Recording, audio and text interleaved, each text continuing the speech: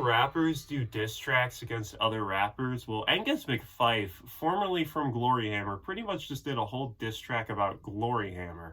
If you don't know the situation, he was kicked out of Gloryhammer, I think 2 years ago, because of some out-of-context emails about a situation that arose with him and the band about offensive comments, which I didn't find offensive at all, and were more like, you know, when you and the boys are having stupid moments, just making jokes about the most crude and absurd things. That's pretty much what these out-of-context comments were. So he got fired from the band, ripped Gloryhammer, because he was the voice of Gloryhammer, and they replaced him with a new Angus McFife, I don't know, the 14th or something, character, and his name is, the person who plays his character is Sozo's Michael from, I think he's from the Czech Republic, or somewhere in Europe, about the situation. So he started his own side project with a couple other members of other popular bands. Thalia Belazeca, I hope I didn't butcher that name, formerly from Frozen Crown, the guitarist, the left-handed guitarist, the black chick with the crazy hair. Seeb, or I don't know his last name is, we're just going to call him Seeb, from Orden Ogan. He was the keyboardist, just the mastermind of the band. And I don't know what the other guy's name is, but he does the drums. He was from formerly from Rhapsody of Fire. That's all I know. I don't remember his name off the top of my head. But they formed a band called Angus McSix, one better than Angus McFife. Which I guess Angus McFife is supposed to imply that it means Angus McFive. So Angus McFive, Angus McSix, even though it was technically Angus McFife the 13th. So they formed a band, and they released a single a couple of days ago called Master of the Universe. Now, you may remember that Gloryhammer made a song called Masters of the Galaxy. So, yeah, you can already see where this is headed. It's pretty much a whole dig at Gloryhammer from the start to finish, with Thomas Winkler kind of sucking his dick off through the whole video. But it's actually unironically good. I've listened to it about 15 times already, counting how many times I streamed on Spotify and watched the YouTube video. So from my stupid opinion, I think it's pretty good.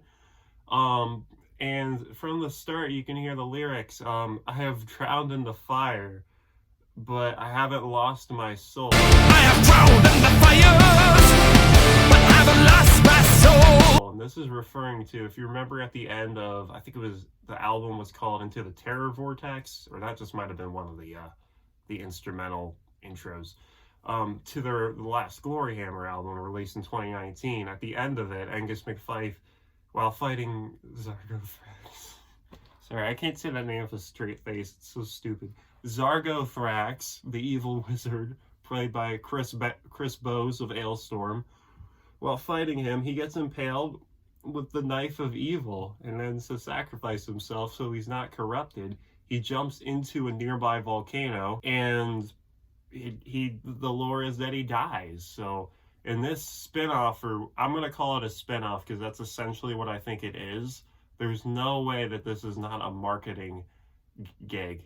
There's no way. You basically have two bands that are basically doing the same thing, and it's just a whole stupid conflict to create drama and attention. That's my opinion. I think it's genius. I think it's hilarious, and I want more of it. But anyways, I'm getting sidetracked a little bit here.